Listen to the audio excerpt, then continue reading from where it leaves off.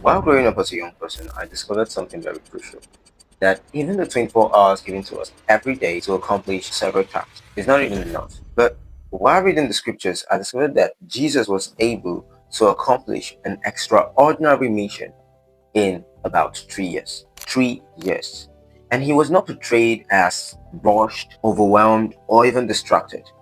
So while I studied the life of Jesus through the scriptures, I discovered 10 basic principles for time management that when I applied to my life really changed me. So I'm going to be sharing that with you. So I'd like you to get your writing materials, or maybe you save the video for later. Number one, start the day with purpose. Jesus often withdraw early in the morning to pray before engaging in ministry. You don't just bump into your day and begin to do things. You don't just start the day anyhow without having an actual plan or something that you really want to do. Just like Jesus, you need to find a lonely place or solitary place to say and have that quiet time first with God. Then, secondly, you ask Him what is His purpose for the day? What does He has for you for that day? What has He designed for that day? And when you're able to get that, then you now outlist what you are going to achieve in that very day. And with that, you now have a vision plan for that day that you're going to work with. And you find this with Jesus, that even when his disciples begin to look for him and they find him and they're like, "Oh, Master, we've been looking for you." He already, because he gotten the vision for the day. His response is the next thing to do. So begin your day with planning, reflection, and prioritization before driving into tasks. Number two, know your mission. Jesus remained focused on why he came and did not allow every demand to redirect him. So no matter what was happening, Jesus did not allow kind of things to just push his eyes away from what he wanted to do. He had a mission also for each day. Now, there's a very huge difference between the purpose and the mission. That's the first, the purpose. The purpose is like the general plan. Now, the mission is a singular thing that you also want to accomplish in that day. Now, you have, let's say it's a day that you want to spend with family. Now, you have a mission. It's not just spending a day with family and maybe everybody gets to crack jokes, but there should be something. Now, the purpose is spending the day with family. Then your mission is, why do you want to spend the day? Now, when you're able to answer the why, you want to know them more, or okay, there's something that you observe about this person, you want to know more about it, or maybe what's the next plan and what are they foreseeing, and where do we want the family to go, something like that. Now, that can be the mission because you already have a purpose. Now, there is a mission. And when you're able to understand that, you would be able to run very well. So, define your goals clearly. When you know the mission, it's easier to say no to distractions. Number three, prioritize what matters most. Although many people sought Jesus' attention, he focused on assignments and that aligned with his mission. Many people wanted to see Jesus, even Herod the king. He wanted to see Jesus, but that wasn't part of the plan. That wasn't part of the assignment. That was not part of the purpose, neither was it part of the mission. And so Jesus did not even buy into those things. So you should be able to cut the difference between that which is very, very needed and that which is wanted. And so when you're able to identify these two things, then you can be able to address them at places where they're supposed to be. Let's say you're spending time with family and everyone is like, "Oh, I want to take ice cream." Now you discover that the ice cream is not the major thing. I'm not saying it's bad, but the major thing is you want to know more. You want to know your family members better. At least for the past few weeks, or maybe that week, you maybe engaged. What did you do in school? What did you do in your workplace? And all those kind of things. Now, when you're able to understand these things, that's the main mission. But you pay less attention to the ice cream. I'm not saying it's bad, but you can be able to maybe get that in after a level of discussion. So, not every urgent task is important. Focus on high impact activities first. Number four, schedule time for rest. Jesus regularly stepped away from the crowd to rest and recharge. At first, this was very hard for me to accept because I was this kind of person that believes in doing it now, now, now. There's no time for later. So let's finish it now. But when I looked at the life of Jesus, I discovered that this was something very essential because I find out that Jesus most of the times made reference to this. Oh, let's go rest. He moves away from the crowd to spend time alone. So it is very essential even in our lives because I discovered that when I accepted it and began to implement it, it increased my productivity, efficiency, and also my performance. Because what's in a normal Maybe in those days when I'll say, I must finish it now, now, now. It might take me an hour or 2 hours. In just 15 to 30 minutes after the rest, I'm coming back to the system. Before you know what's happening, I'm done. So what I'm saying is, this is very, very needed for you to be able to manage your time. There's no need over stressing your brain when your brain is actually asking for rest. Whenever you discover that you're having kind of headache and you can relate that to stress, please take rest. Take rest so that you can be able to save up more time. So rest is productive. Burnout reduces effectiveness and long-term performance. Number 5, delegate responsibilities. Jesus trained and sent out his disciples to carry out ministry work. Now, this is very, very necessary. Delegate responsibilities. Now, to some point, someone's going to say, I'm just a single young person, or maybe it's just only me. Who am I actually going to be giving responsibilities? Or where am I going to be delegating these responsibilities? You have your phone and maybe your laptop, and now there's AI. So you don't have to do all the thinking. You can give some tasks to ChatGPT. Okay, do this for me. Then you think of the rest. That is also delegating. And as you grow as a child of God, it's very necessary that you build a community. That is where you have those friends, your friends in class, and the people around you. Just you try to build that communication, that community, at least to an extent. So delegate responsibilities, because you don't have to do everything yourself. Delegate tasks when possible. When possible. Number 6, avoid being controlled by popular opinion.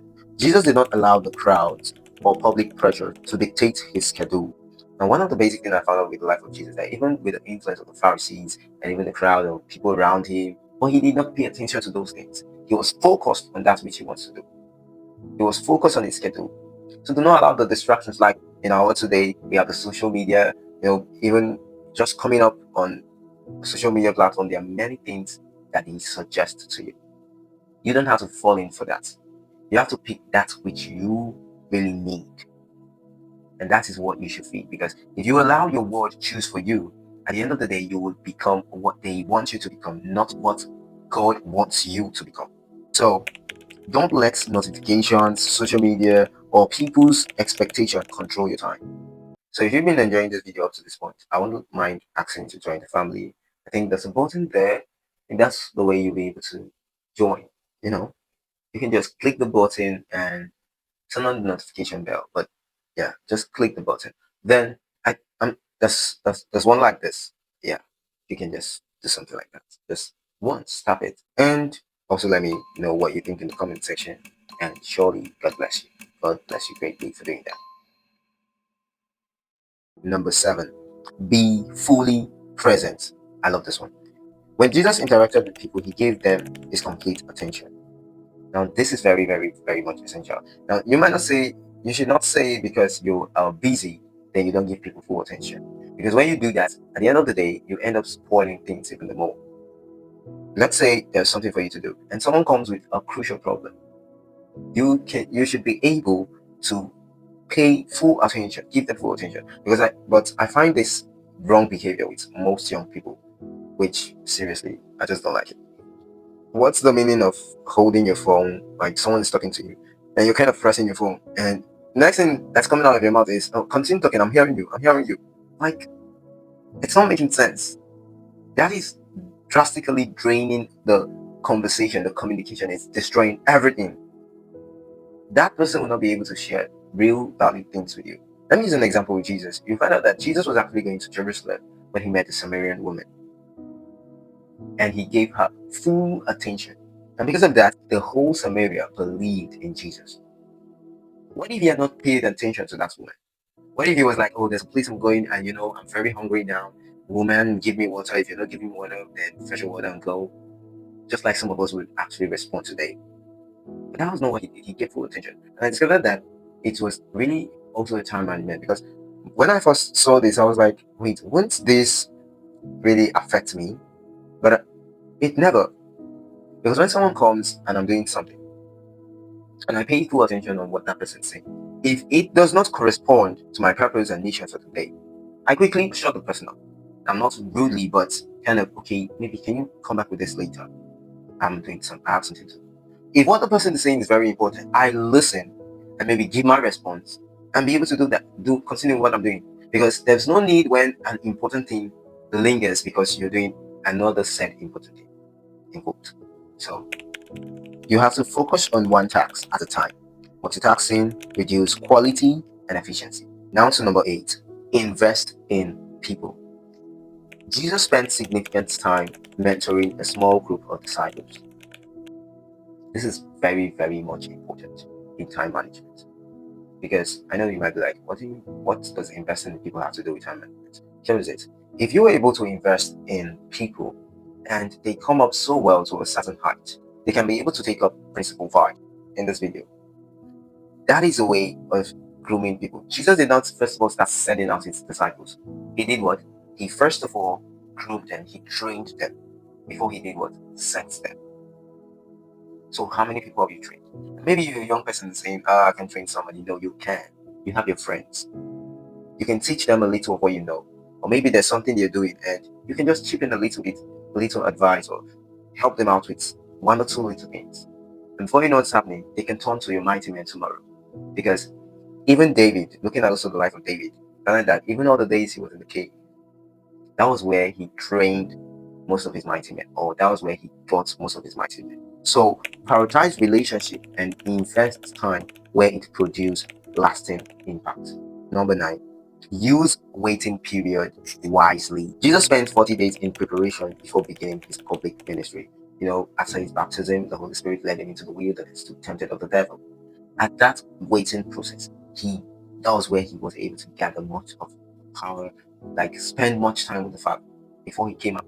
And if you're reading if you're reading about Jesus from the book of Luke, you'll discover that immediately after that temptation, the next thing that was coming up was that his fame had already spread throughout the whole place. And I was wondering, how did it happen? How? He was still in the wilderness. Then how did everybody begin to know him? That is when you're able to use your waiting period wisely. Now, let me use other biblical examples. You see, someone like David, I think we mentioned him. If one thing I'll actually say, because one thing I've discovered is if David had not gone through the caves, he wouldn't have gotten his mighty men. The mighty men of David. One slayed down 800 men. Another fought to the point that his sword glued to his hand. I was like, wow. And most especially David's commander, Joab, that man, God, that man should be named the assassin of the Bible because I just let's not go there now. But you see, through the moment when David went through the cave, that was the point where these men were trained.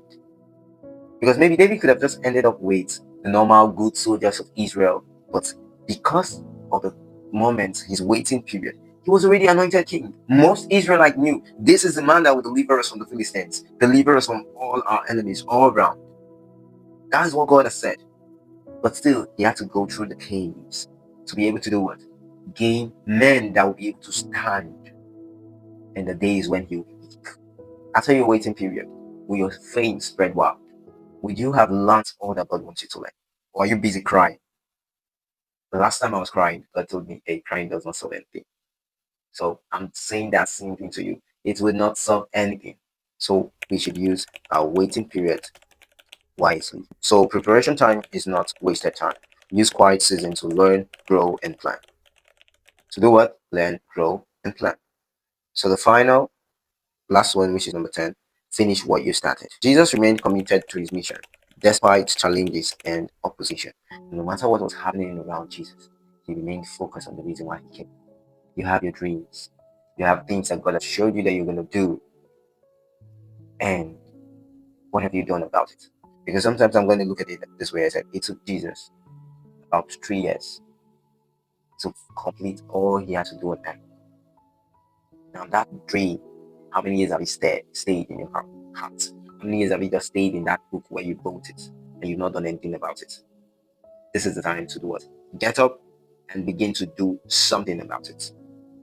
Because consistency and perseverance are essential for accomplishing meaningful goals. Get it again. Consistency and perseverance are essential for accomplishing meaningful goals.